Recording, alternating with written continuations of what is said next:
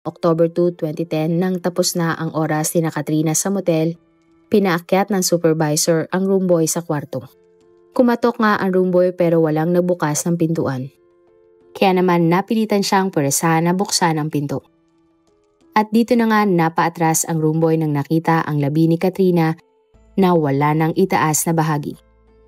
At October 5, 2010 nang isinagawa nga ng mga pulis ang entrapment operation para kay Adonis.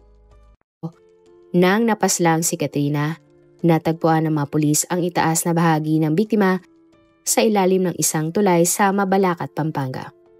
Na mga oras nga na ito, gusto na ni Riz nga na makipaghiwalay kay Gom. Labis namang nasaktan ang lalaki sa mga sinabi ng kanyang kasintahan.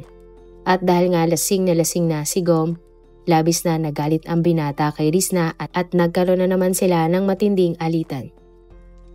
At dahil nga sa bugso ng damdamin ni Gom, sinakal niya si Rizna hanggang sa binawian na ng buhay ang tattoo artist.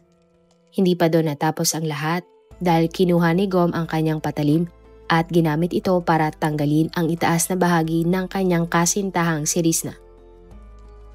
Matapos nga iyon, pumasok na ng kwarto ang kaibigan ni Gom na si Dian at nakita nito ang ginawa ng lalaki kay Rizna.